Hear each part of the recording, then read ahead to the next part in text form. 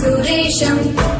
विश्वाधारम् गगनसदृशम् मेघवर्णम् शुभाङ्गम् लक्ष्मीकान्तम् कमलनयनम् योगिविद्यानगम्यम् वन्दे विष्णुम् भवभयहरम् सर्वलोकैकनाथम् शान्ताकारम् भुजगशयनम् पद्मनाभम् सुरेशम्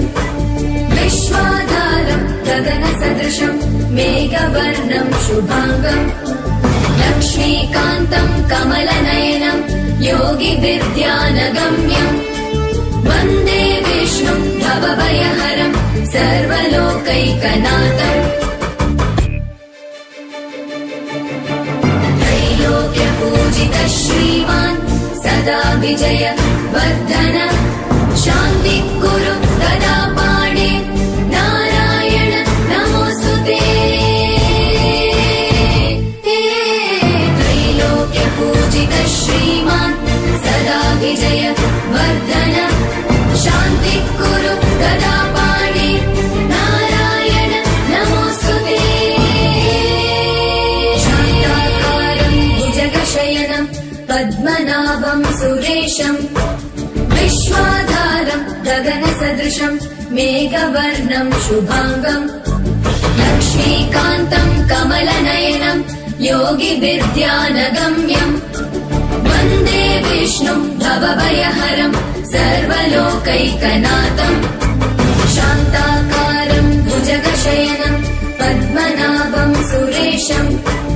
विश्वाधारम् गगनसदृशम् मेघवर्णम् शुभाङ्गम् लक्ष्मीकान्तम् कमलनयनम् योगिविद्यानगम्यम् वन्दे विष्णुम् भवभयहरम् सर्वलोकैकनाथम् त्रैलोक्यपूजितः श्रीमान् सदा विजय वर्धन शान्तिः कुरु तदा पाणे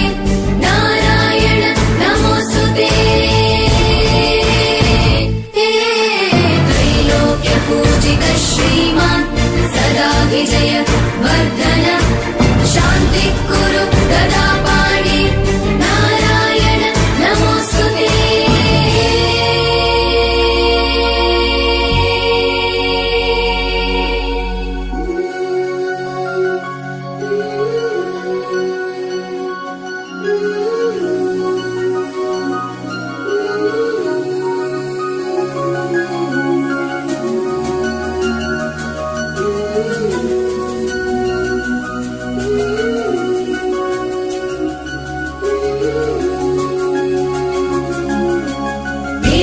सदा सवित्रमण्डल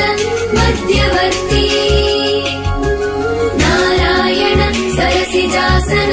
सन्निविष्ट केयूरवान् मकरकुण्डलवान् किरीटी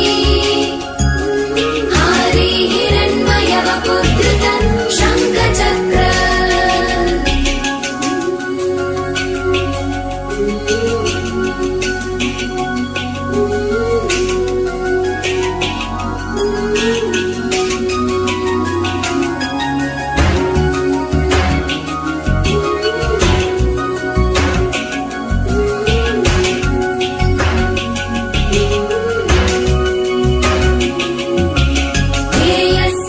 सवित्रमण्डल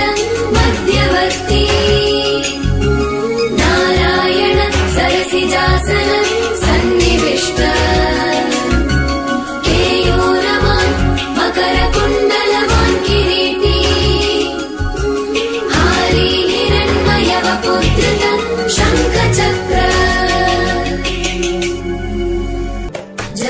जगज्जालपालम् खचत्कण्ठमालम् शर